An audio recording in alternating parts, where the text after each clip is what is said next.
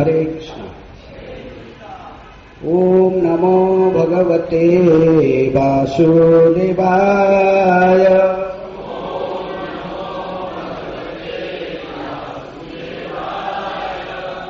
ओम नमो भगवते वासुदेवाय।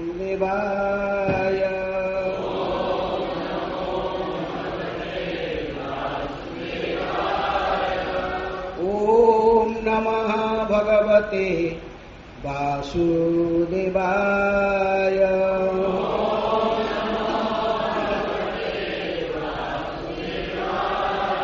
नारायणं नमस्कृत्य नरं चैव नरोत्तमं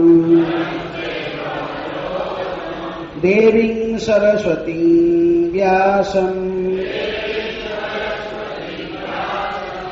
ततो जयमुदीरये। नष्टप्रायेषु अभद्रेषु नित्यं भागवत सेवया। भगवते उत्तम श्लोके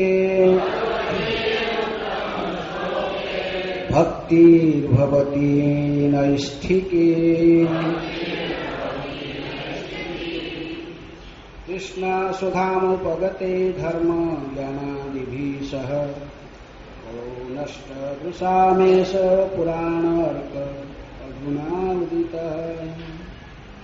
श्रीमद्भागवतम से पाठ अष्टम स्कंद अध्याय 6 देवताओं तथा असुरों द्वारा संधि की घोषणा। इस अध्याय के आज 19 नंबर श्लोक ब्लैकबोर्ड में लिखा गया, लेकिन पहले से 16, 17, 18 कोई तात्पर्य नहीं लिखा नहीं, तो 16, 17, 18 में पढ़ रहा हूं, फिर बाद में 7 में 19 नंबर दोहराएंगे। 16 नंबर श्लोक। श्री शुक उवाच। आपको 19 नंबर आवृत्ति करना है, मैं तीनों में खुद पढ़ता हूँ। एवं विरंचादिभिरितस्तत् विज्ञायते संहृदयं यथैव जगाद जिग्मूत गभीरया गिरा बद्धांजलिं संवृत सर्वकारकान्।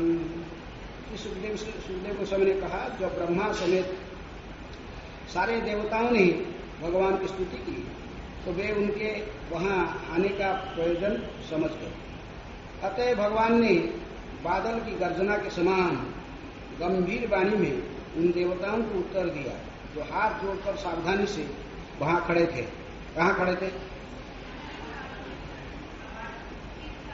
देव क्षीरसागर के किनारे। एक एवेश्वरस्तस्मिन् सुरकार्ये सुरेश्वरः विहर्तु कामस्तानाः समुद्रं मंथनादिभिः। यद्यपि देवताओं के स्वामी भगवान देवताओं के कार्यकलाप को स्वयं संपन्न करने में समर्थ थे, फिर भी उन्होंने समुद्र मंथन की लीला का आनंद उठाना चाहा। अतः वे इस प्रकार बोले। श्री भगवान उवाच। हंत ब्रह्म त्रहो शंभो हे देवा मम भाषितम शृणुता वहिता सर्वे श्रेयो वह स्यात् यथासुरः। भगवान ने कहा, हे ब्रह्मा शिव तथा अन्य देवताओं, तुम सभी ध्यान पूर्वक मेरी बात को सुनो, क्योंकि मैं जो कुछ कहूंगा उसमें तुम सबका कल्याण होगा। ये तीनों श्लोक में कोई तात्पर्य नहीं है, क्योंकि मैं देख रहा था विश्वनाथ चक्रवर्ती ठाकुर ने भी अपने टीका में तीनों श्लोक के ऊपर तात्पर्य नहीं लिखे, प्रभुपाद जी ने नहीं लिखे, तीनों श्लोक छोड़ दिए। तीनों श्लोक में देख रहा था विश्वनाथ चक्रवर्ती ठाकुर भी तीनों श्लोक के ऊपर कोई तात्पर्य नहीं लिखे, तो प्रभुपाद जी ने तीनों श्लोक को छोड़ दिए। फिर चौथा 19 नंबर श्लोक में प्रभुपाद जी तात्पर्य है। या तदानव दैत्यैः संधि विधीयतां कालेन संधिर्विधीयताम् कालेन अनुगृहीतैर्तैः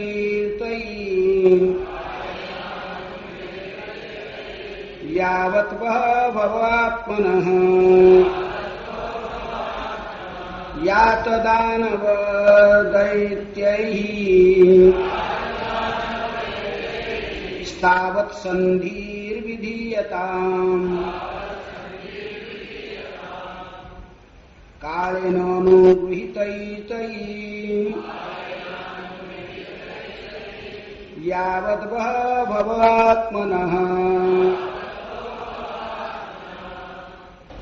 अनुवाद तथा तात्पर्य कृष्ण कृपा सिंह के अभय चरणारविंद भक्ति वेदांत स्वामी श्रील प्रभुपाद जी के द्वारा जगत गुरु श्रील प्रभुपाद की जय।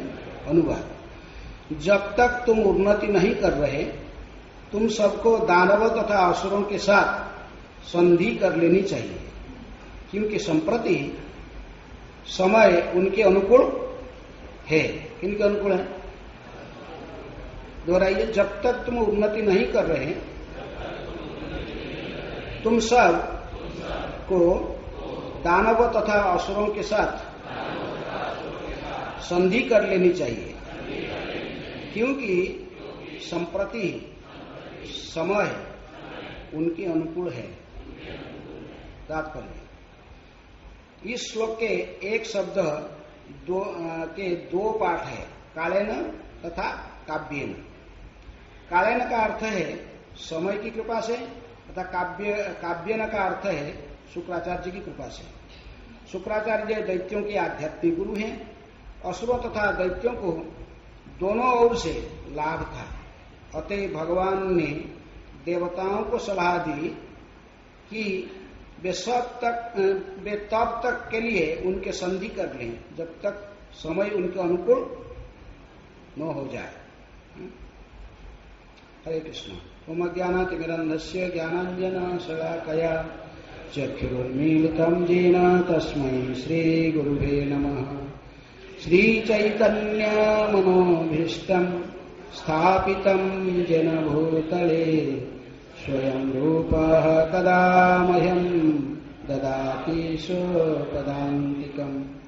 वन्देऽहं श्रीगुरुः श्रीयुतापदकमलं श्रीगुरून् वैष्णवांश्च श्रीरूपं साग्रजातं सहगणा रघुनाथानितं तं सजीवम् साद्वैतं सावधूतं परिजनसहितं कृष्ण चैतन्यदेवं श्रीराधा कृष्णपदान् सहगणललिता श्रीविशाखान्वितांश्च।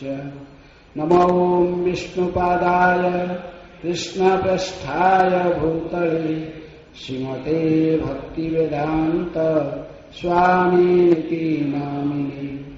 नमस्ते सरस्वती देवे गौरवाणी प्रचारिणे निर्विशेषः शून्यवादी पाश्चात्यदेशकारिणे। नमो महावरण्याय कृष्ण प्रेम प्रदायते कृष्णाय कृष्ण चैतन्य नामिने गौरतिसे नमः। हे कृष्णा करुणा सिंधु दीनबंधु जगत्पते गोपेशः गोपिकाकान्त राधाकान्त नमस्तुते। तप्त कांचन गौरांगी राधे वृंदावनेश्वरी वृषभानुसुते देवी प्रणमामि हरिप्रिये। वंशाकल्पतरुभ्यश्च कृपासिन्धुभ्येव च पतितानां पावनेभ्यो वैष्णवेभ्यो नमो नमः। श्री कृष्ण चैतन्य प्रभु नित्यानंद श्री अद्वैत गदाधर श्रीवासादि गौरभक्तवृंद। हरे कृष्णा कृष्ण कृष्ण हरे हरे हरे राम राम राम हरे हरे।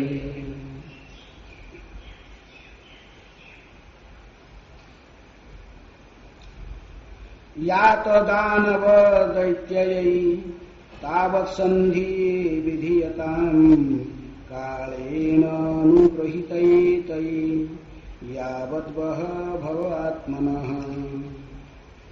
जब तक तुम उन्नति नहीं कर रहे, तुम सबको दानव तथा असुरों के साथ संधि कर लेनी चाहिए, क्योंकि संप्रति समय उनके अनुकूल है। ये श्लोक कौन बोल रहे? भगवान कह रहे हैं। किनके प्रति? ब्रह्मा, शिव, इंद्र आदि सभी देवताओं को संबोधित करते हुए कह रहे हैं कि देवता अभी श्रीहीन हो गई बात, तेज इनके तेज से विहीन हो चुके हैं, क्योंकि पहले से आप एक प्रसंग सुनकर आ रहे थे। किस प्रकार दुर्वासा मुनि एक दिन स्वर्ग में भ्रमण करते करते इंद्र को देखे सामने। इंद्र अपने हाथी के ऊपर, ऐरावत के ऊपर बैठे थे, देवताओं के राजा।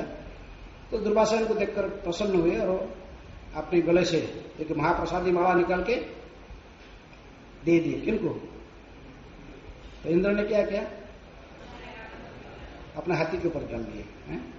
हाथी के सूंड में ऊपर डालता, हाथी क्या समझेगा महाप्रसाद माला का महिमा? वो नीचे गिरा दिया माला को और पैर में उछल दिया। उनके सामने ही हो रहा था। किसके सामने? अब दुर्वासा को तो सब जानते हैं। तुरंत ही क्रोधित होकर अभिशाप दे दिए इंद्र को। अरे हाथी तो गिराया, वो अभिशाप क्यों इंद्र को मिला? बोलो। हाथी को गिराया और पैर में इसको कुचलने वाला कौन था? तो अभिशाप क्यों इंद्र को मिला?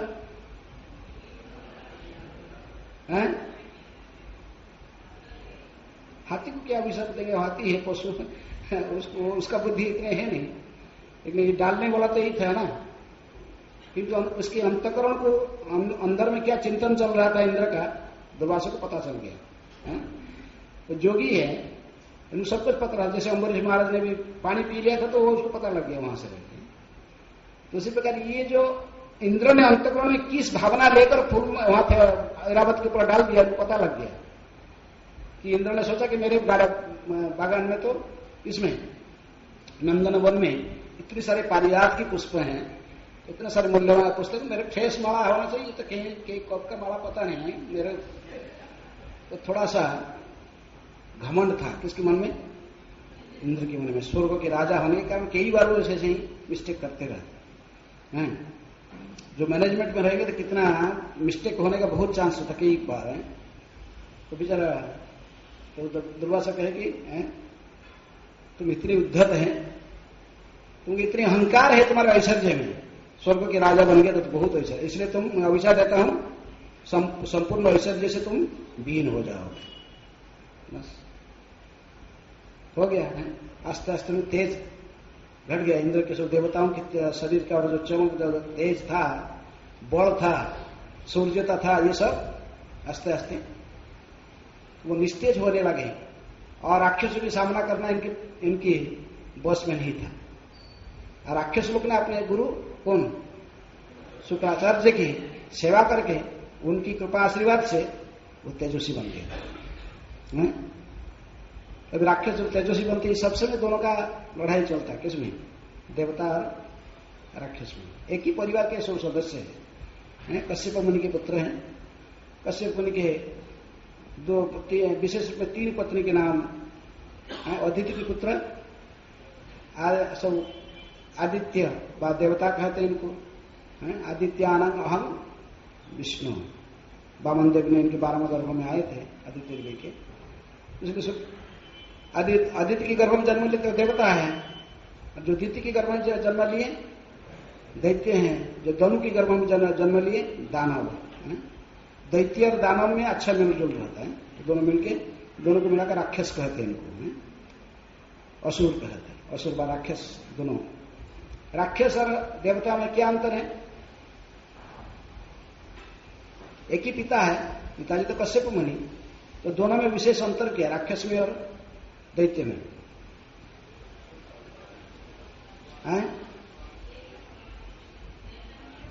जो भगवान के शरण में जाते हैं तो उनको देवता कहते हैं।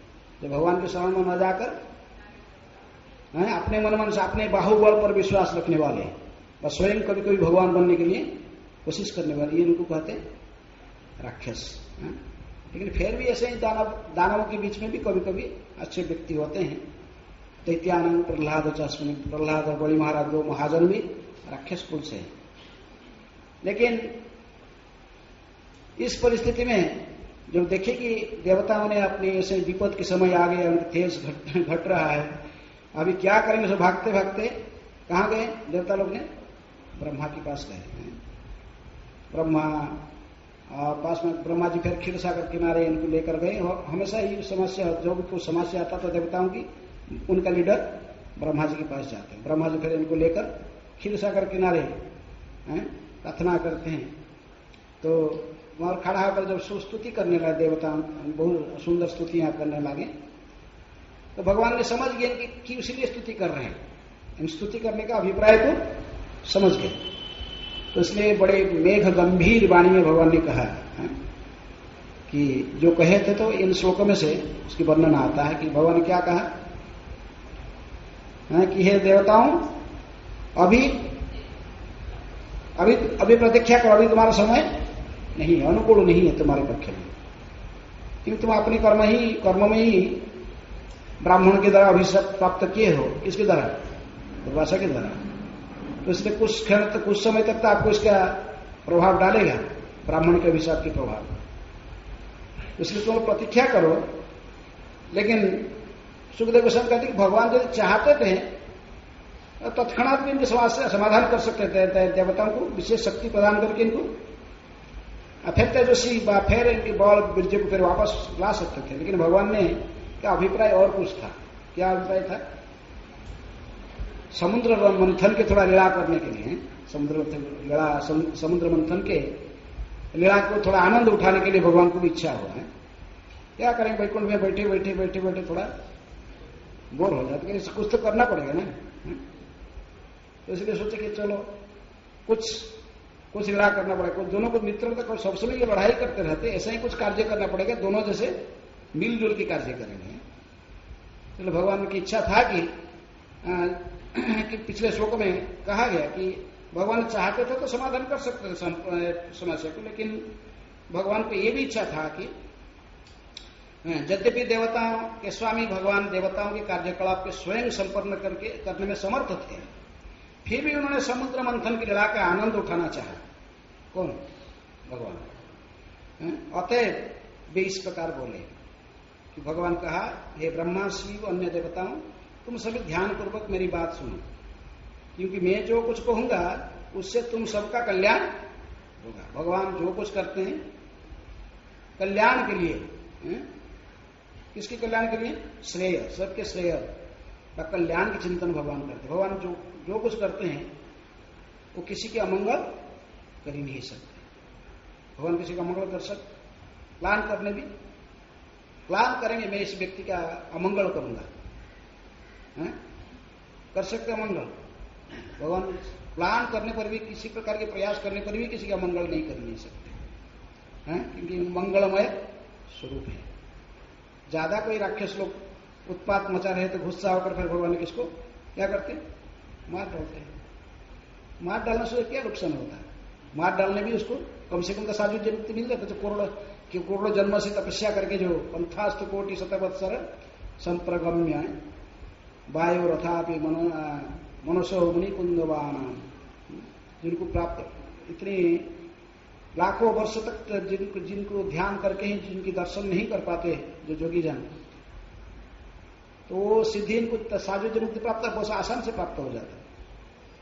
इसलिए भगवान कहते देखो, मैं जो कुछ कहूंगा ये आपके कल्याण होगा, इससे आपके कल्याण होगा। किनको?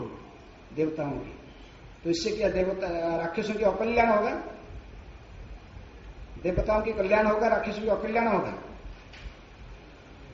भगवान किसी की अकल्याण की चिंतन नहीं करते। समहं सर्वभूतेषु न च प्रिय न दोस्ती न च मे प्रिय।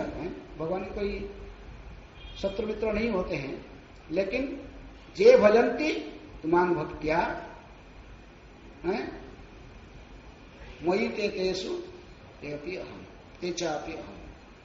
लेकिन जो लोग विशेष रूप में भगवान के शरणागत होते हैं, उनकी भक्ति व सेवा परायण होते हैं, भजन करते हैं, भज धातु से भजन शब्द का अर्थ है सेवा, जो भक्ति के भगवान की सेवा में लगे रहते हैं, तो भगवान कहते हैं वो विशेष रूप में मेरे होते हैं और मैं भी उनकी होता हूं। साधव हृदय महन साधुनान हृदय तो हम मत अन्यति न जानती नाहं तेभ्य मना कपि। जो मेरी शरण में आकर मेरे चरण कमल को आश्रय कर लेता तो फिर वो विशेष रूप में उसको मैं विशेष रूप में देखभाल करता हूँ, वो सदा मेरी हृदय में निवास करता, मैं भी उनकी हृदय में निवास करता हूँ।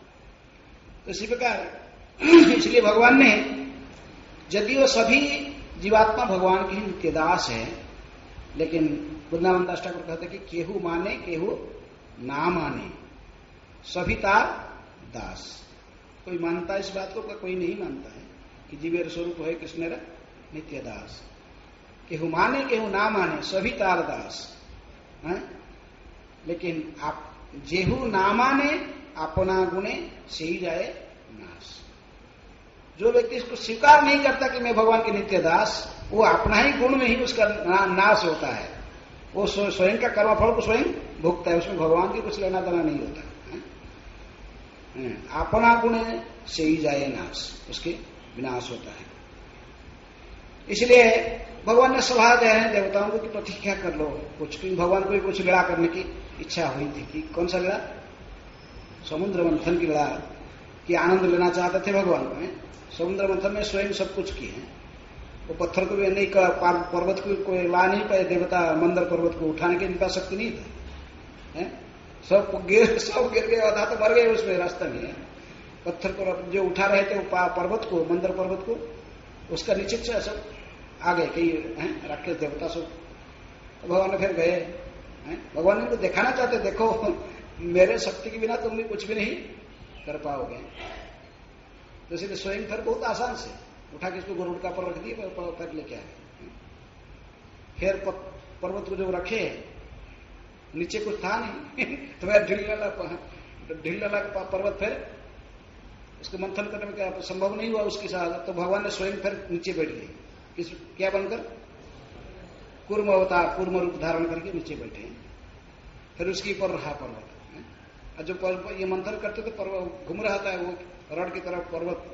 तो भगवान को अच्छा खुजली हो रहा था पीठ में, कूर्म के रूप में बैठे थे। विशाल कूर्म, वो इतने छोटा कूर्म नहीं है जिनके ऊपर इतनी बड़े विशाल पर्वत रुका था पीठ पर। फिर देखिए कि पूरा मैंने क्या है, स्थिर भाव से वो नहीं रहता, फिर हिलता रहता। फिर ऊपर बैठ गए, नीचे भी बैठ गए, फिर ऊपर भी हैं। हजारों हाथ वाले हैं, अजीत रूप में फिर ऊपर बैठे। उसमें आनंद ले रहे थे। भगवान ने अपने निवाम को आस्वादन करना चाहते, तो इसलिए तुरंत ये प्लान बनाया और देवताओं को कह रहे कि अभी तुम्हारा समय नहीं है, तब तक प्रतीक्षा करो, जब तक तुम्हारे अनुकूल समय नहीं आया। आप लोग अभी प्रतिकूल स्थिति में हो, क्योंकि किसके चरण में अपराध किए हो? दुर्वासा के चरण में ब्राह्मण को अधिक किए हो। ब्राह्मण के अभिशाप के कारण अभी आप लोग दैत्यों के साथ में युद्ध नहीं कर पाओगे। इसलिए दानव दैत्य ही ताब, तब तक प्रतीक्षा करो, दैत्यों के साथ में संधि कर लो, उनके साथ संधि कर लो। क्योंकि दैत्य लोक ने विशेष रूप में काल की प्रभाव, समय की प्रभाव के द्वारा ये श्लोक कई जगह पर, कई टीका में, भागवत की टीका में यहाँ पर काल्यायन शब्द लिखा गया श्लोक में, और किसी में काव्य में भी लिखा गया। तो इसलिए प्रभुपाद दोनों का अर्थ बता रहे हैं। काल्यायन का अर्थ अनुकूल समय द्वारा, काव्य अर्थ शुक्राचार्य के द्वारा। शुक्राचार्य के द्वारा विशेष कृपा पात्र है कौन? दानव। दैत्य लोग ने भी शुक्राचार्य की सेवा करके, ब्राह्मण की सेवा करके उनके द्वारा विशेष वरदान व शक्ति प्राप्त करके ही बलियान है, तेजस्वी है। अभी तुम लोग उनके साथ युद्ध नहीं कर पाओगे। जब कोई भी फिर वही राक्षस लोग जब फिर अपराध करते हैं किसकी? शुक्राचार्य के चरण में, फिर वो तेज से विहीन हो जाते हैं। तो इसी प्रकार देवता लोग भी कभी कभी, अभी दुर्वासा के चरण में अपराध किए, कभी कभी बृहस्पति के चरण में अपराध कर देते हैं। ऐसा अत्यधिक होने से दूसरे दृष्टांत है ना, उठ के चला, मैंने बृहस्पति आए इंद्र की सभा में, इंद्र ने बैठकर क्या देख रहा था, डांस देख रहा था सब, उसी पे मोहित था। तो अप्सरा नृत्य करते बड़ा अपने कुर्सी में बैठा हुआ था आनंद से, लेकिन गुरु जी आ गए, उसको ध्यान नहीं, प्रणाम नहीं किया, उठा नहीं। बृहस्पति तो ऐसे कुछ अभिशाप ही नहीं दिए इसकी तरफ, लेकिन वो चले गए, घूम के छूट के चले गए, समझ गए इसका मन में अहंकार आ गया है। तो उसी से इसका सारे श्री हानि होने लगा। इससे क्या ऐश्वर्य हानि होने लगा।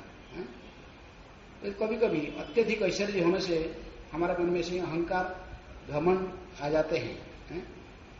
तो इसलिए भगवान ने कह रहे कि देखो अभी तुमने किसी भी कारण हो, काल में समय के द्वारा या शुक्राचार्य के द्वारा विशेष रूप में अभी उन्हीं के अनुकूल है। किसके अनुकूल? दैत्यों की। इसलिए उन्होंने अनुग्रहित हुए हैं विशेष रूप में शुक्राचार्य के द्वारा, अनुग्रहित ही तई। तो अनुग्रहित होकर अभी जो बलशाली है, आप लोग उनके साथ में युद्ध करना संभव नहीं है, इसलिए तब तक प्रतीक्षा करो, जब तक आपके भव अर्थात सौभाग्य, जब तक आपका सौभाग्य का दिन नहीं आया तब तक प्रतीक्षा है। भगवान ने भी कभी कभी ऐसे राजनीति सिखाते हैं, सिखाते भगवान राजनीति। महाभारत युद्ध में बहुत राजनीति की है कि नहीं, क्योंकि उनके पक्ष में भी सब कपटी लोग थे, पांडव लोग भक्त लोग थे, महान भक्त थे, और युधिष्ठिर महाराज था बहुत सरल हृदय में थे, वैष्णव थे। इसलिए युधिष्ठिर महाराज अजात शत्रु थे, वो तो किसी शत्रु मानते नहीं थे। तो इसलिए भगवान ने बीच में आकर सब कूटनीति किए हैं। कितना कूटनीति, यदि भगवान ने इनको सहायता नहीं करते पांडवों को, तो शकुनी का जैसे कूटनीति था, दुर्योधन उनके साथ मिला हुआ था, पांडवों को समाप्त कर देते। कि युधिष्ठिर महाराज को इस में फंसते नहीं थे, वो तो श्री भगवान के ऊपर निर्भर करते थे। भगवान ने सर कहा ना, जो भीष्मदेव ने प्रतिज्ञा ले लिया, दुर्योधन ने बहुत गाली देता था किनको? भीष्मदेव को। भीष्मदेव महाभारत युद्ध के पहला सेनापति थे, प्रथम सेनापति थे कौरव पक्ष के, लेकिन वो जान उनके स्नेह था पांडवों के प्रति, पांडवों को मारना नहीं चाहते थे। कौन? भीष्मदेव। स्नेह थे, पहले से आशीर्वाद भी दिए थे, सेनापति रहे विपक्ष में, लेकिन आशीर्वाद दिए पांडवों को, क्या? विजयी भव। वो लड़ाई कर रहे इसे विपक्ष, लेकिन आशीर्वाद दे रहे पांडवों को, विजयी भव, आप लोग विजयी। और दुर्योधन को नहीं दिया आशीर्वाद, लेकिन उनका स्नेह था। बचपन में पांडवों को उन्होंने अपने हाथ से ही लालन पालन किए थे, और जानते थे कि ये लोग धर्म के पक्ष में है और उनकी जय होगा, क्योंकि कृष्ण उनके पक्ष में बैठे हैं। भीष्मदेव पता है बात, लेकिन गुस्सा होकर तो दुर्योधन बहुत कहा कि आप बेईमान हो, खाते हो हमारा, चिंता करते हो पांडवों का। तो कहते ना, खाते कौरवों का और चिंता करते हो पांडवों की। बहुत गाली दिया। आप युद्ध नहीं कर रहे हो, रणभूमि में होकर क्षत्रिय नीति को पालन नहीं कर रहे हो। क्षत्रिय को युद्ध में कुछ नहीं देखना है, विपक्षी के साथ लड़ना। आपका सामर्थ्य कौन नहीं जानता? आपको युद्ध में पराजय करने के तीनों लोक में कोई नहीं है। स्वयं भगवान के सत्यावेश अवतार कौन? परशुराम भी आपसे हार माने थे। आप युद्ध नहीं कर रहे, तो मेरे यही है कमी है। तो भीष्मदेव ने बड़े क्षत्रिय को यदि ऐसे कोई डांटेगा तो वो गर्म हो गए। ठीक है, आज मैंने शपथ ले लिया, क्या करूंगा? काल सूर्यास्त के पहले ये धरणी को अपांडवा कर दूंगा, सारे पांडवों को समाप्त कर दूंगा। बड़े दुखी पर कोई ऐसा ही क्षत्रिय को ऐसे बुरे बुरे शब्द कहे कि कोई कहेगा तो धैर्य धारण नहीं कर पाते, तुरंत ही उनकी स्वभाव है उदित हो जाते। तो क्या करेंगे? भगवान ने कहे कि ठीक है, पांडव लोग तो भगवान के ऊपर आश्रित थे। सब लोग सोचे कि तो भीष्म प्रतिज्ञा है, भीष्म प्रतिज्ञा कभी झूठा नहीं हो सकता। भीष्म प्रतिज्ञा किए तो फिर वो कई टालेंगे नहीं, वो किसके साथ में टक्कर देने के लिए तैयार थे।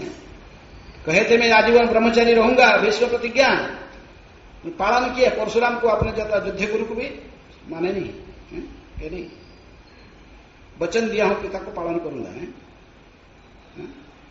यदि अब एक बार निश्चित कर लिया कि नैष्ठिक ब्रह्मचारी रहूंगा, फिर इसको बदलना नहीं चाहिए। प्रतिज्ञा भीष्मदेव की कैसे देखो, महाजन जन तस्य पंथा, प्रतिज्ञा ले ली बस। लेकिन भगवान ने कहे क्या करे, सब लोग पांडव लोग ने सब तो भगवान के ऊपर आश्रित सब बैठे, भीष्मदेव जब प्रतिज्ञा ले लिए क्या होगा। पांडव ने फिर अर्जुन को बोलने, इसलिए भगवान ने अर्जुन को बुलाकर कहे, अर्जुन तुमको याद है जब चित्ररथ गंधर्व ये सबको बांध के ले जा रहा था, किनको, अर्जुन आदि सारे पांडव, कर्ण भी उसमें शामिल था, सभी कोई देवताओं के साथ युद्ध करने के पास समर्थन नहीं था, तो दिव्यास्त्र इनके पास में इतना नहीं था कि वो गंधर्व के साथ युद्ध कर सके। सब इनको बांध के ले जा रहे, क्योंकि वो चित्रसन गंधर्व की बहन के साथ ये लोग दुर्व्यवहार कर रहे थे, दुर्योधन में बांध के सबको लेके जा रहे थे। तो उस समय तो भीम बड़ा खुश हो रहा था, भीम बोला बहुत अच्छा हुआ, मुझे 20 लड्डू खिलाए थे ये लोग, अभी अच्छा हुआ तो बड़ा। लेकिन युधिष्ठिर महाराज फिर कहे कि अर्जुन जाओ, हमारा भाई है, जो भी हमारा भाई है, हमारी कुलवंश है, हमारी पांडव हमारी भाई, जाओ उनको छुड़ा के लाओ। क्या करे, अर्जुन गया था फिर पिता युधिष्ठिर महाराज कहने पर जाकर जो छुड़ा, वो चित्रगोसन गंधर्व बोला, अरे क्या करे, तुम्हारी भलाई के लिए कर रहा हूं, तुम क्यों आया अर्जुन, हम इसको लेते इसका इनका काम कर देंगे, बस खत्म आया, तुम क्यों बीच में आ गए, तुम्हारी हित के लिए कर रहे हैं, हम जानते हैं आप तुम लोग कितने धर्मात्मा हो, तो तुम्हारी हित के लिए मैं ले जा रहा हूं, इसको सब से वही समाप्त कर देंगे, वो दोबारा आएंगे नहीं तुम्हारे पास इधर। अर्जुन कहा कि जो भी है मैं तो बड़ा भाई का आदेश फॉलो करना है, किसका, युधिष्ठिर महाराज, हमारे साथ युद्ध करने के लिए तैयार हो जाओ। गंधर्व को जानते थे कि अर्जुन के साथ युद्ध करना संभव नहीं है, ऐसे तो एक तो उनके राजा के पुत्र है, किसका, इंद्र का भी पुत्र है, इंद्र भी गुस्सा हो जाएगा, मेरे लड़का के साथ लड़ाई कर रहे थे, वो भी गुस्सा हो जाएगा, क्या करेंगे, इंद्र का ही पुत्र है और सभी दिव्यास्त्र भी इसके पास है, क्या करेंगे इसको, बेकार, चलो ठीक है हम छोड़ देते इसको, तो लेके जाते हैं जो करना है, तो क्या करे। फिर इंद्र ने तभी दुर्योधन में बड़ा खुश हो गया था, किसके प्रति, तो कहा था कि एक वरदान देना चाहता हूं, जो चाहिए मांगो,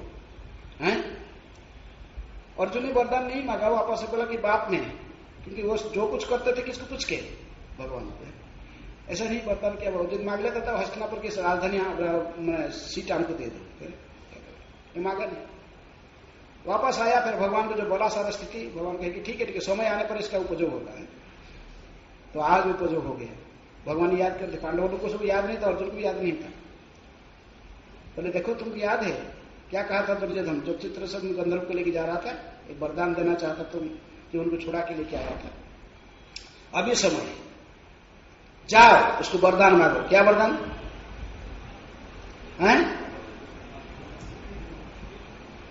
हस्तिनापुर के सिंहासन दे दो, युद्ध करने का जरूरत नहीं, हस्तिनापुर सिंहासन हमको वापस कर दो, मांग सकता है वरदान, मांग सकता है, मिल जाता है हस्तिनापुर सिंहासन, कोई युद्ध बुद्धि कुछ नहीं होता, बस आराम से। क्या करेगा दुर्योधन, जो एक बार वचन दिया तो फिर वचन नहीं टालेंगे, क्षत्रियों के स्वभाव है, चाहे दुर्योधन कितना दुर्बुद्धि वाले हो, लेकिन भीम जब जाकर ललकराया युद्ध के लिए, और चुपकी था कहा, मानव सरोवर में लक्ष्मी क्या गोद में बैठा था, हाँ संभाला आपको नहीं, क्षत्रिय को भी संभालेंगे नहीं, अपने स्वभाव नहीं छोड़ सकते हैं। लेकिन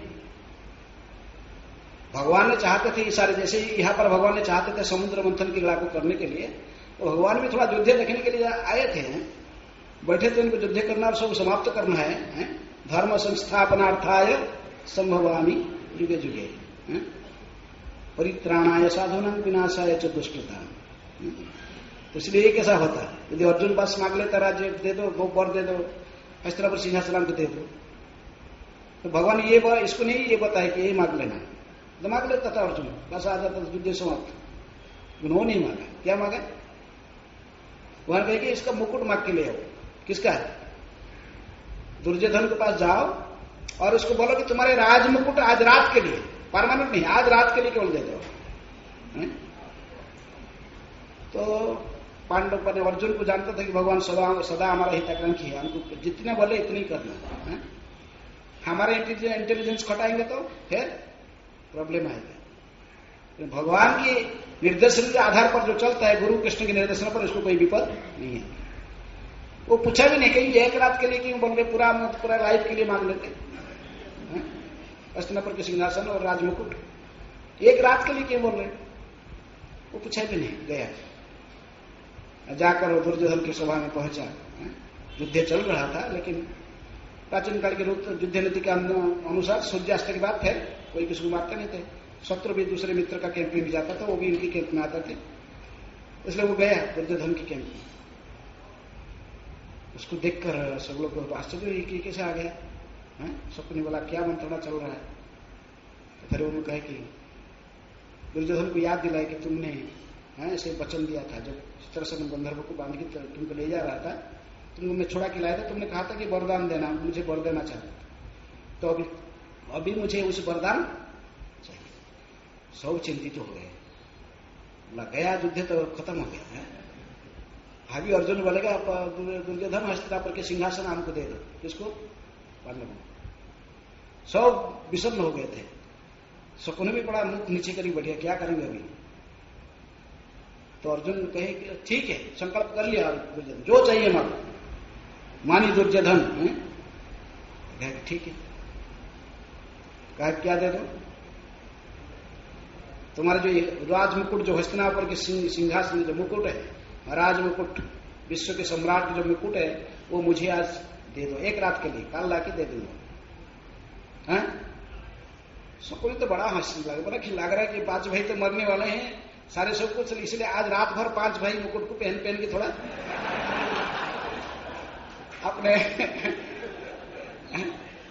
अपने इच्छा पूर्ण करें। 5 भाई थोड़ा एक एक करके पहनते रहे हस्तिनापुर के लिए। तो ऐसा सोचे, कुछ को समझ में नहीं आई क्यों मुकुट मांग रहा है एक रात के लिए। भीष्मदेव ने 5 पांडवों को वध करने का बाण बनाकर साथ में रखे थे, दिव्यास्त्र, जिसके माध्यम से 5 पांडवों को एक तीर मार के ही समाप्त कर देंगे। तो 5 बल सतर्क से रखे थे 5 पांडवों के मरणास्त्र के साथ में, पता था किसी अस्त्र में कौन मरेगा। तो इसीलिए मुकुट पहन लिए दुर्योधन, और रात को भगवान कहे जाओ, रात को 1 बज गया, अभी जाओ, अभी जाके टक टक भीष्मदेव की कैंप में फिर चला गया मुकुट पहन के। भीष्मदेव जग के राजमुकुट भगवान तो सोए हुए थे, बड़े चिंतित थे, बड़े दुखी थे, आंख से अश्रु बह रहा था कि पांडवों को विनाश करने जा रहे हैं। प्रणाम किए दुर्योधन ने, दुर्योधन की मुकुट पहनकर अर्जुन प्रणाम किया। और भगवान की कृपा से उसका टोन भी कैसे हो गया था, दुर्योधन से बोल रहा था, सोच रहे। अब वो तो आंख बंद कर देखने की उनकी इच्छा नहीं था, दुर्योधन को सकल देखना नहीं चाहते थे। कौन? भीष्मदेव। इसलिए आंख बंद करके बात करते थे। खाली देख ली कि राजमुकुट है, हस्तिनापुर के राजमुकुट, बोले कि दुर्योधन ही है। कहे कि पितामह, आप जो 5 पांडवों के मरणास्त्र जो बना के रखे हो वो मुझे दे दो, मुझे विश्वास नहीं कि आप मारोगे, उनमें मुझे दे दो, जो मैं एक एक तीर बढ़ाऊंगा और आप एक एक को मारना, मुझे दे दो। 5 बाणास्त्र को लेकर अर्जुन आके दे दिया भगवान पर, होगा भगवान भेजो तो बस दे दिया। 5 बाणास्त्र देकर फिर मुकुट वाला लेके दे दो उसको, बस वापस करते मुकुट लेके। किसको? तो भगवान ऐसे ही जो लीला करते, कुछ लीला करके उनको आनंद लेना पड़ता। किनको? भगवान को। ये समुद्र मंथन के भी देवताओं को ऐसे ही वो बलशाली बना सकते थे, लेकिन वो नौकर की कहे कि नहीं, थोड़ा समुद्र मंथन की लीला आस्वादन करना है। महाभारत युद्ध में हम देखेंगे ऐसे ही सारे लीला को आस्वाद, कितनी प्रकार की लीला भगवान ने आस्वादन किया, और आपने महानता को समझाया कि सारे योद्धा मिलकर भी, इतनी बड़े बड़े योद्धा भीष्म, द्रोण, कर्ण आदि, साल्लो आदि सारे होकर भी एक साथ में, क्योंकि भगवान उनके पक्ष में नहीं थे, इसलिए उनकी विजय नहीं हुआ। इसी प्रकार जत्र जोगेश्वर कृष्ण जत्र पार्थ धनुर्धर तत्र सी विजय भूति ध्रुवानिति। उसी प्रकार यहां भी देवताओं के पक्ष में भगवान हमेशा रहते, इसलिए उनकी विजय होता है। लेकिन फिर भी भगवान चाहते थे, नहीं बलशाली बना सकते थे, ये दुर्वासा का अभिशाप को खंडन कर सकते थे, अमरीश महाराज के केस में जैसे, और राक्षस को उत्पन्न किया, लेकिन भगवान ने 1 सेकंड में सुदर्शन भेज समाप्त कर दिया इसको। भगवान चाहते थे कुछ भी कर सकते, लेकिन उन्होंने ऐसा नहीं किया, क्योंकि उनको भी सुखदेव गोस्वामी कहते कि इनको भी थोड़ा इच्छा था, क्या है, समुद्र मंथन की लीला को आस्वादन करना है, थोड़ा बैठ के देखना भगवान को। अब उन्हीं के भक्त नारद जी को इसीलिए वही स्वभाव है। क्या करते हो, झगड़ा लगा के थोड़ा मजा देखना चाहते हैं नारद मुनि, लेकिन उनको तो दोष नहीं लगता। तो महाभावक वो सभी में भगवान का लड़ा देगा, वो सबके मित्र हो जाते हैं। कंस का भी मित्र, हिरण्यकशिपु का भी मित्र। हिरण्यकशिपु कितने महान मित्र बन गया नारद मुनि के, क्योंकि नारद मुनि उसकी पत्नी को गयाधु को अपने संरक्षण में रखे थे जो तपस्या करने गया था। भगवान नारद मुनि कितना बड़ा मित्र है मेरे, लेकिन वही फिर पीछे से सिखा रहे थे किसको उसके लड़का को, प्रहलाद को सारे सिखाए कैसे भक्ति करना भगवान को है। उसको पता नहीं हिरण्य को इसको कौन भक्ति सिखाया, अरे तुम्हारी मित्र ही उसको भक्ति सिखाया। कौन? नारद मुनि जिसको बड़ा मित्र समझा तुम कि मेरे पत्नी को संरक्षण किया था। इसलिए कभी कभी भगवान ने भक्तों को भी ऐसे कूटनीति करना पड़ता है।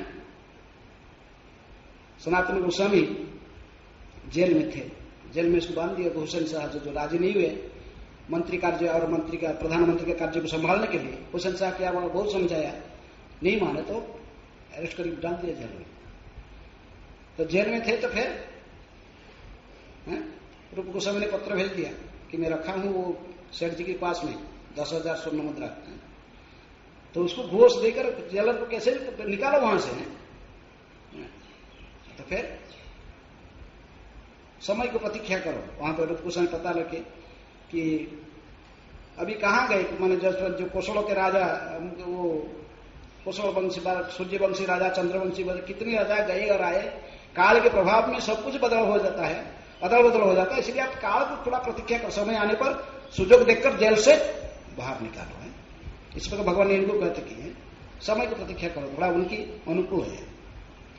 तो रूप सनातन गोस्वामी क्या किए, जो जेल का सुपरिंटेंडेंट था इसको पैसा दिखाया, पहले 5,000 स्वर्ण मुद्रा दिखाया, बोले अभी छोड़ दो मुझे बाहर निकलना। तो क्योंकि जानते थे कि चैतन्य महाप्रभु संकीर्तन आंदोलन में भाग लूंगा यहां से निकाल के। 5,000 स्वर्ण मुद्रा दिखाए, वो क्या बोला, राजी नहीं हुआ, बोला नहीं हुसैन शाह मुझे सूली में चढ़ा देगा। फिर उसके सामने 7,000 स्वर्ण मुद्रा फिर रखे और 2,000 एक्स्ट्रा दिए, बोले देखो ले लो इसको और मुझे छोड़ दो, और मैं भी यहां नहीं रहूंगा। कहां? ये बंगाल में नहीं रहने वाला, इंडिया में भारत में भी कहीं नहीं रहूंगा। मैं कहां जाऊंगा? मैं फकीर बन के ही मक्का मदीना चला जाऊंगा, क्योंकि मुसलमान था तो उसको मक्का मदीना जाऊंगा तीर्थ करने, मक्का मदीना चले जाऊंगा, यहां नहीं रहूंगा। इसमें तुम्हारा कुछ हानि होने वाला नहीं। तुम बोल रहा है कि जेल से निकाला, मैं बहुत इसका तबीयत खराब हो गया था, ऐसे थोड़ा सा बाहर आया कहीं अपने कार्य कुछ मल त्याग करने के बाद किसी कारण से बाहर थोड़ा सा बहुत असुस्थ हो गया था। मैं थोड़ा देखिए बाहर में घुमाते घूमते बाहर में नदी के किनारे फिर क्या कर दिया, गंगा में जंपिंग कर दिया, बस बह गया गंगा के स्रोत में। ऐसा बोल देना, बुद्धि भी सारे दे रहे कौन? सनातन गोस्वामी जब देखिए तब भी वो थोड़ा द्विधा में है, कहे कि देखो तुम जानते हो मैं कौन था? हुसैन शाह के राइट हैंड, पूरा बंग बिहार उड़ीसा के मुख्य प्रधानमंत्री था। उस समय तुम्हारा स्थिति क्या था?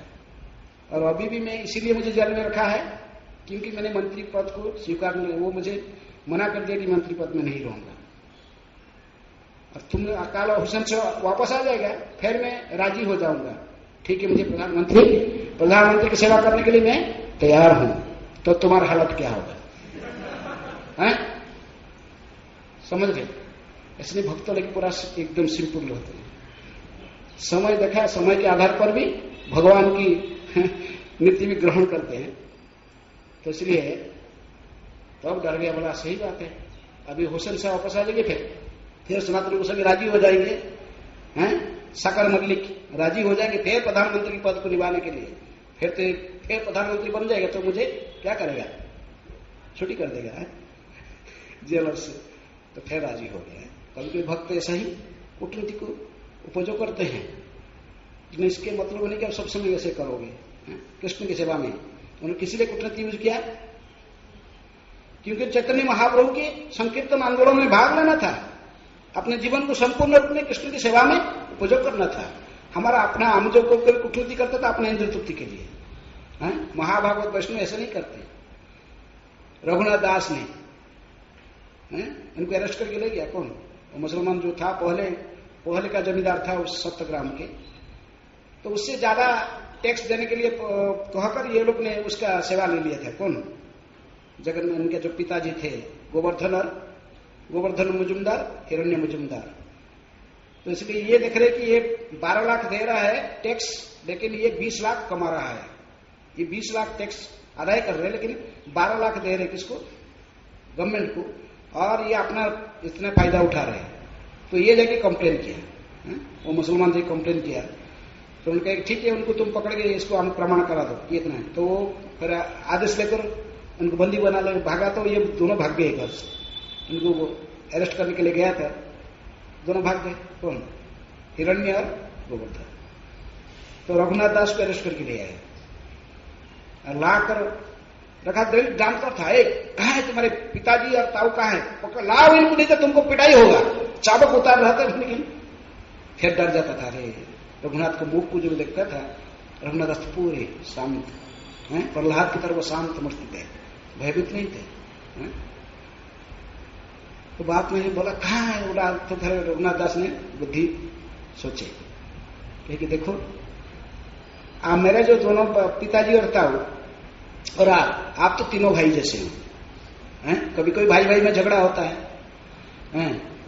आज तुम्हारा झगड़ा है, काल फिर तीनों मिल जाओगे, एक बेंच में बैठकर, एक आसन में बैठ के बातचीत करोगे। मुझे पता है बात। और मैं तो जैसे ही मेरे पिताजी का लड़का है, ऐसा ही आपका भी लड़का है। रघुनाथ कहे, जैसा मेरे पिताजी हिरण्य सॉरी गोवर्धन के मैं पुत्र हूं और हिरण्य की भातीजा हूं, इस प्रकार मैं आपका भी लड़का हूं। मैं केवल मेरे पिता की लड़का नहीं, मैं आपका भी लड़का हूं। इसको कहे रघुनाथ जो मधुर भाषा में कहे कि मैं आपका भी लड़का हूं, तो उसके आंख से अश्रु बहने लगा है। मुसलमान के उसका दाढ़ी भीग कर नीचे टपकने लगा। तो उन्होंने रोने लगा, तुरंत ही खोल दिया, इनको मुक्त कर दिया। किनको? रघुनाथ को छोड़ दिया। तो रघुनाथ दास को फिर आ गए। यानी कि वो प्रयोजन आचार्य इतनी महान भक्त हैं। तो इसलिए कभी कभी स्थिति को देखकर हमको भी ऐसा ही कृष्ण भावना के प्रचार को आगे बढ़ाने के लिए कभी कभी ऐसा डीलिंग करना पड़ता है। लेकिन वो हमारे इंद्रिय तृप्ति के लिए नहीं होना चाहिए। रघुनाथ दास आकर फिर पिताजी ताऊ को मिलाकर फिर मिला दिए, उनसे कॉम्प्रोमाइज करा दिए। ठीक है, कुछ पैसा उसको दे दिए, फिर शांत हो गया। बस कभी कभी हम स्थिति देखकर, विशेष अपने जो मैनेजमेंट में रहते हैं, कभी कभी ऐसे ही करना पड़ता है। इसलिए कहते कि विश्वास नहीं कर्तव्य स्त्रीसु राज कुलेषु। किसी स्त्री को और किसको? राजकुलेषु, राजवंश में जो आते हैं, जो शासन करने वाले, जो शासन गद्दी में बैठकर शासन कर रहे हैं, उनको विश्वास करना बड़ा मुश्किल होता है। क्योंकि स्त्रियों को किस लिए विश्वास नहीं करना? इसलिए विश्वास नहीं करना क्योंकि युधिष्ठिर महाराज का अभिशाप है। युधिष्ठिर महाराज ने अभिशाप दिया स्त्री जाति को। किसके लिए? महारानी कुंती ने विवाह के पहले इसको पुत्र, मानी के एक पुत्र उनके संतान जन्म हुआ था सूर्य से। कौन? कर्ण। इसको छुपा रखे, पूरा छुपा के रखे, किसको नहीं बोले थे। जब कर्ण की वध हो गया है, अर्जुन के हाथ से कर्ण का वध हुआ, तभी कुंती महारानी युद्ध क्षेत्र में भाग भाग गई और वो सबको आलिंगन करके रोने लगी। किसको? कर्ण को। तो बोले क्या हो गया तुझे? सब युधिष्ठिर महाराज आश्चर्यचकित हो गए, ये हमारा शत्रु है, इसको मार डालो तो ये मां हमारा टिक जाएगी, उसको पकड़ के रो रहे हैं। पूछे क्या? ये तुम्हारा शत्रु नहीं है, मेरा पुत्र है, मेरा ज्येष्ठ पुत्र है। भीष्मदेव सब जानते थे, रहस्य भगवान जानते थे, भगवान पर बताए ठीक है। तू इतनी बड़ी बात हमारे बड़ा भाई को हमसे ही करवा दिया, तू जानता नहीं क्यों छुपा के रखा इतने दिन से? हमको बताया नहीं क्यों? हस्तिनापुर सिंहासन तो मैं उसी को देता था। किसको? कर्ण को, हमारा बड़ा भाई है। किस? सभी पुत्र ऐसे ही थे। कर्ण तो कर्ण, सूर्यदेव से कर्ण, धर्मराज से युधिष्ठिर, इंद्र से अर्जुन और पवन देव से भीम। नकुल सहदेव अश्विन कुमार से, तो सब पता था ये सब थे ऐसे ही, तो कोई हमको बताया नहीं क्यों? तो भीष्म ने इतने डिस्टर्ब हो गए, युधिष्ठिर महाराज धर्मराज थे, बहुत दुखी हो गए, क्योंकि आज से मैं धर्म को साक्षी रखकर है, स्वयं धर्मराज के पुत्र थे, ये अभिशाप देता हूं संपूर्ण स्त्री जाति को, कभी भी कोई बात को छुपा के नहीं रख सकते, कहीं ना कहीं बोल देंगे। आप इनको बताओ कितने भी सेक्रेट बात कहो कि देखो छुपा के रखना, किसको नहीं बोलना, तो फिर किसी ना किसी फिर कहीं गया जाता है तो उसको बोल देगा, लेकिन बोलेगा तुझसे को नहीं बोलना है, ये मन में मुझे मना है बोलने के लिए, किसी को बोलने के लिए मना किया गया था, इसलिए इसके तुमको केवल अकेला बताती हूं मैं, दूसरे को नहीं बताऊंगा। ये स्वभाव, ये युधिष्ठिर महाराज के अभिशाप है। और जो राजनीति कूटनीति करने वाले, जो शासन करने वाले हैं शासक, तो उनको ऐसे ही करना पड़ता कभी कभी, इसलिए विश्वास करना बड़ा। देखो वो जितना मित्र थे दोनों, कौन, द्रोणाचार्य जी और द्रौपद, जानता था द्रौपद, जानते थे किसको, द्रोणाचार्य जी, लेकिन वो मिलने के लिए आए तो गरीब थे, ब्राह्मण थे, ये राजा के सिंहासन में बैठे तो मिलने आए मेरे मित्र, लेकिन वो स्वीकार किया नहीं जानता है? भक्त हुए बिना कभी कभी ऐसे व्यवहार में त्रुटि आता है, क्योंकि फिर भी वो भक्त थे एक प्रकार जो कौन, द्रौपद, फिर भी स्वीकार नहीं किया, इसलिए फिर वो जाके और जो और ने दुर्योधन ने इनको आश्रय दे दिया, किनको, द्रोणाचार्य जी, सारे समस्या। इसलिए लेकिन ऐसा ही कभी कभी देखा ही जाता, भगवान ने इसे कूटनीति कर रहे हैं, स्वयं सिखा रहे हैं, अभी समय को प्रतीक्षा करो, अगला श्लोक कहेगा कौन सा नीति, सर्प मुसी का नीति है। एक पेटारी के अंदर कौन रह गए, सांप और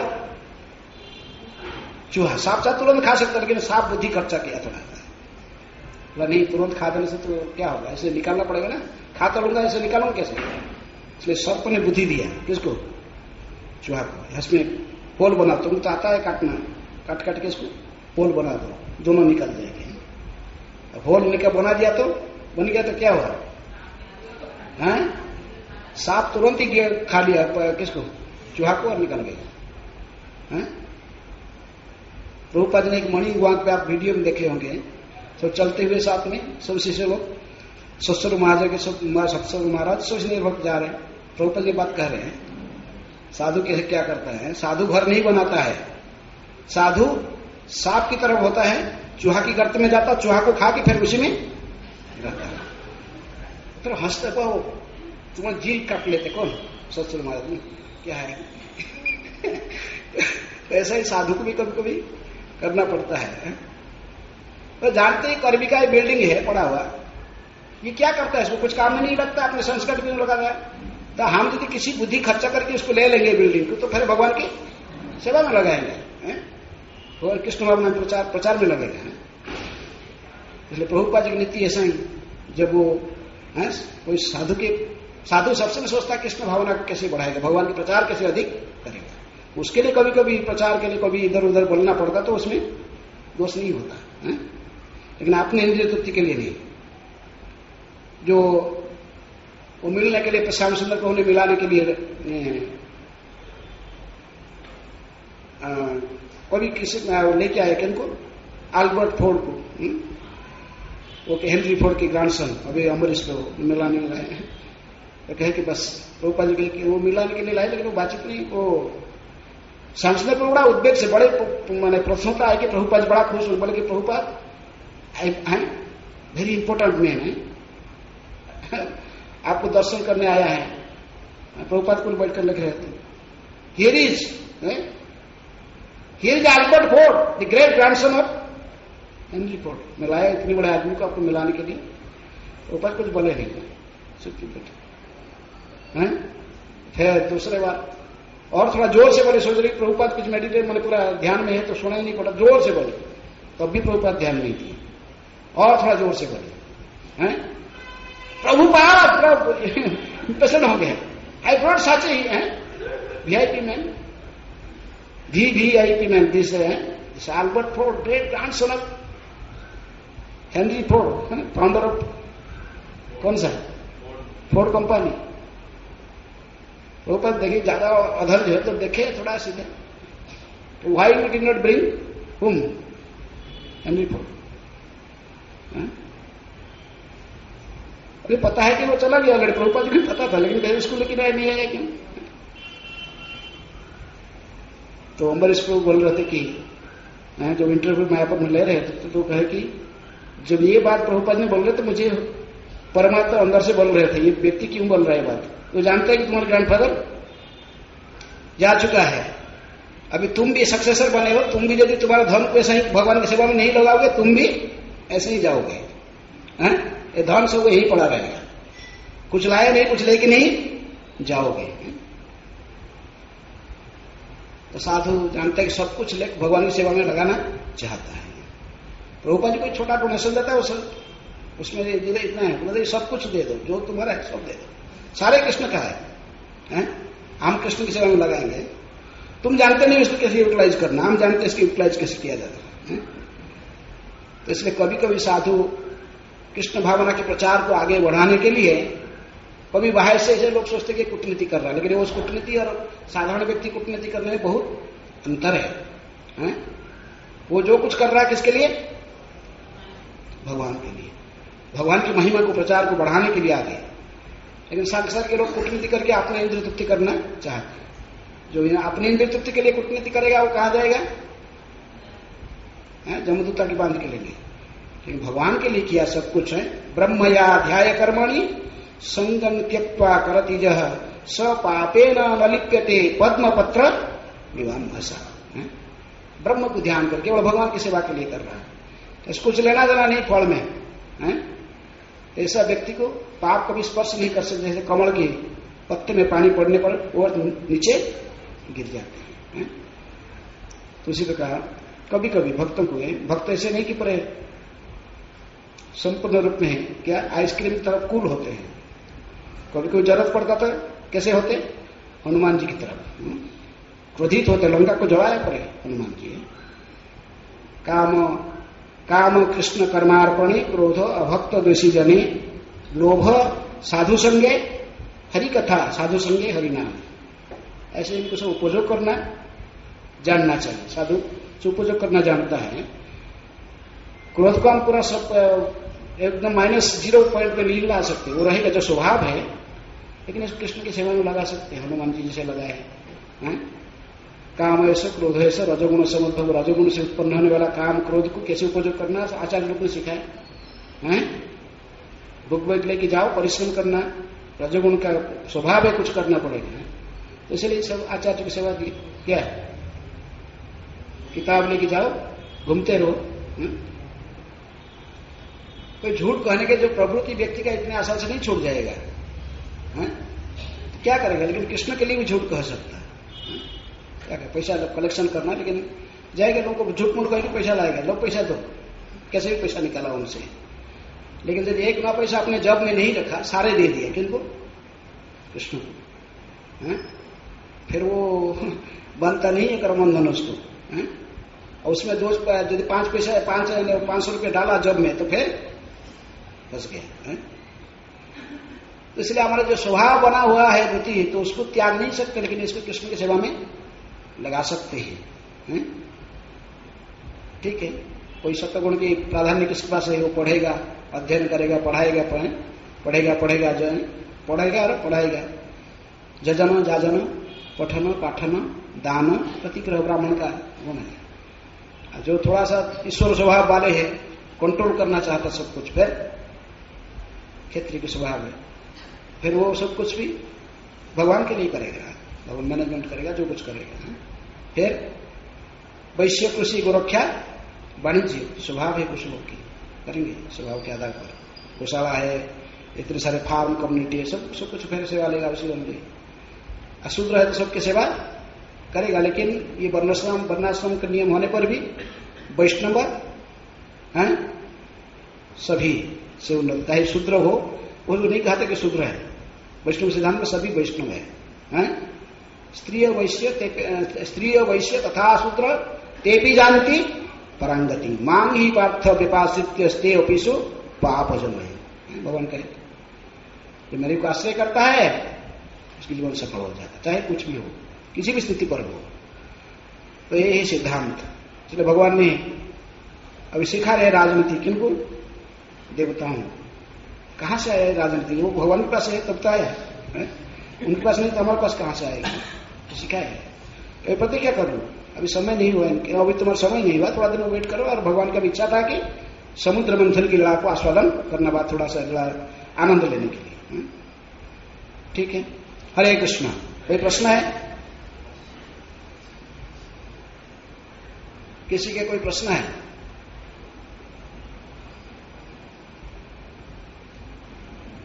बोलो।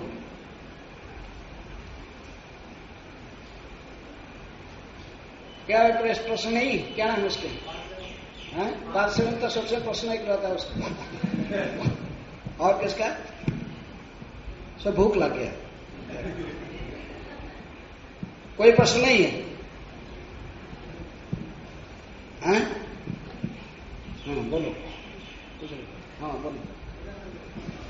वहां प्रश्न पूछ रहे, उधर उधर पीछे।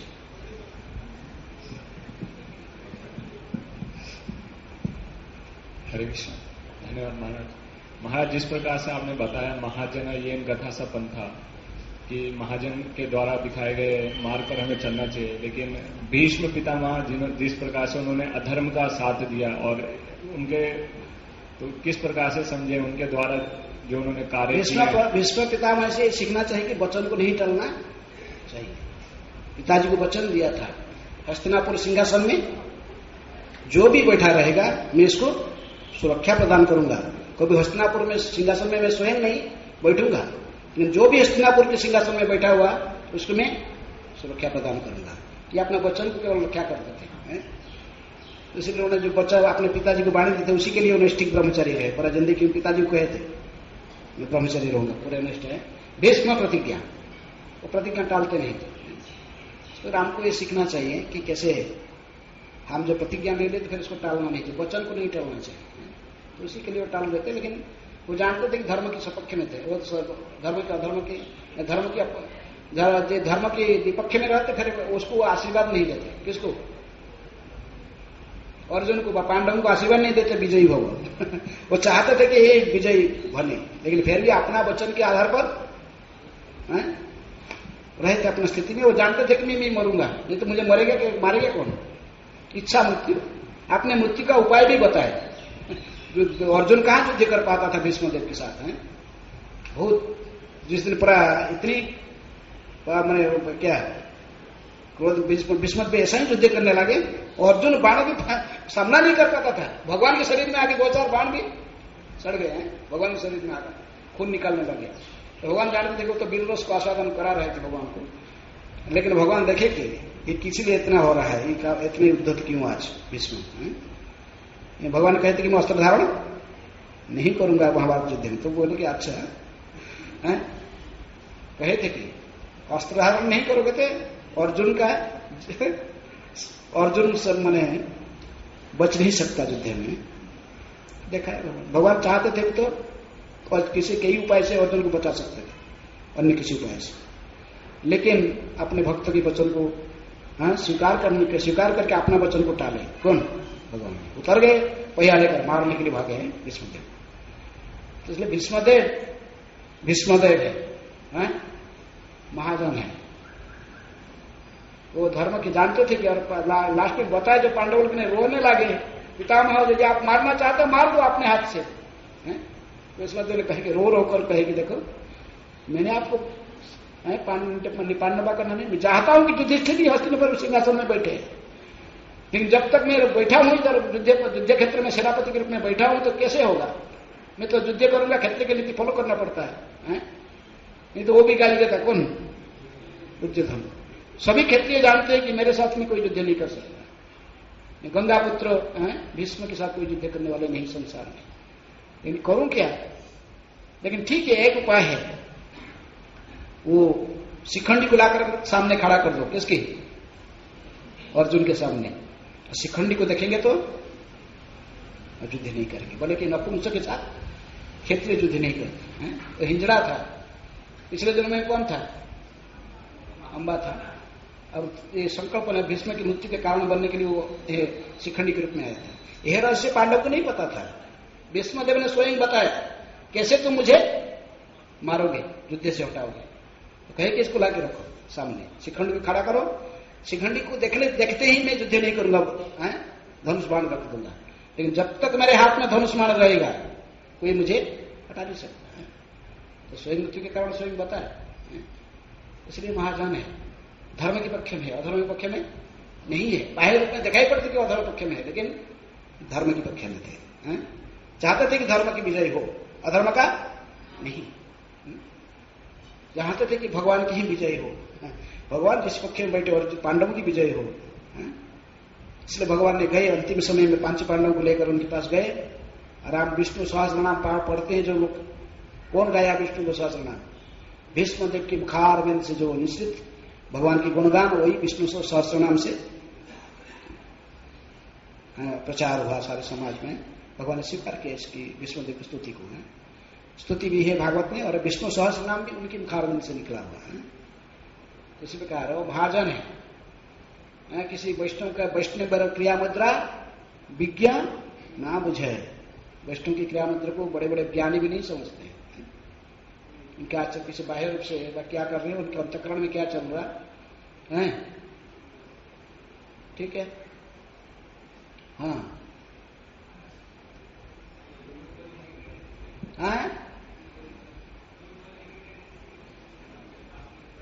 क्या बोल रहे? झूठ बोलने की, हाँ, मतलब झूठ बोलने की जो टेंडेंसी है। आप झूठ बोलते हो, टेंडेंसी है आपकी, हैं?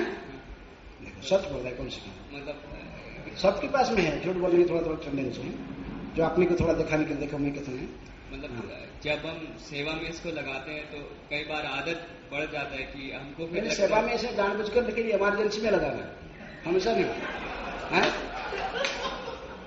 हमेशा नहीं लगाना है। याद है तो अपने के लिए नहीं लगाना है इसको। सुना फिर क्या सेवा करते हैं? प्रीचिंग प्रीचिंग माने किसका प्रीचिंग? किताब डिस्ट्रीब्यूशन या मनी कलेक्शन, क्या कर रहे हैं? कभी कभी बुक डिस्ट्रीब्यूशन और वो बुक डिस्ट्रीब्यूशन दोनों, और यूथ प्रीचिंग। यूथ प्रीचिंग कर रहे हैं, तो वहां क्या झूठ बोल रहे हैं?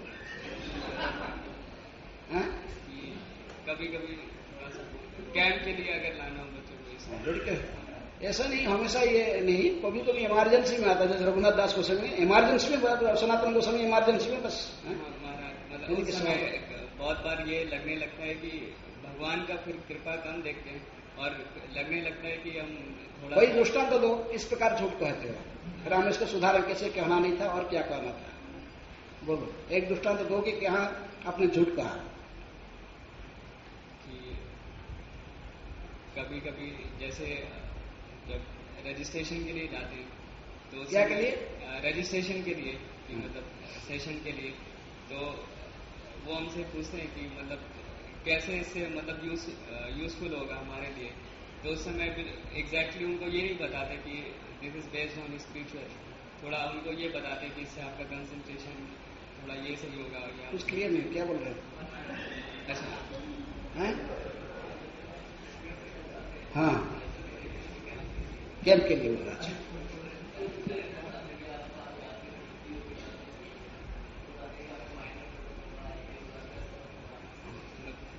तो क्या इसमें झूठ क्या?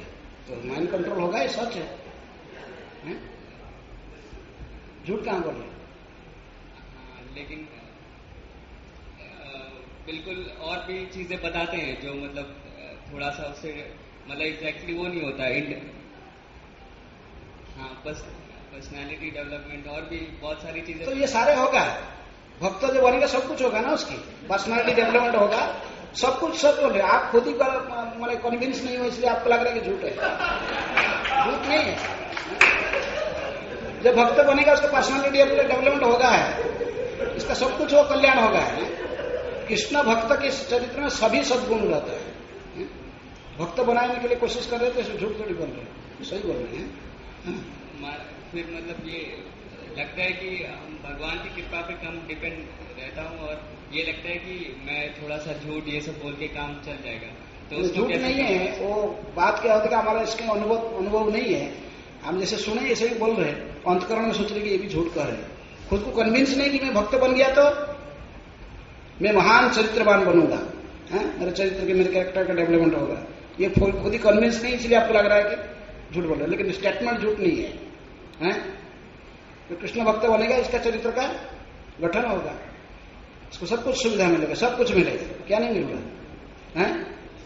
कृष्ण भक्त होने से सब मिलेगा, सब मिलेगा। तो कृष्ण भक्त होगा तो इसमें झूठ नहीं है, ठीक है, ओके। हरे कृष्ण। श्रील प्रभुपाद की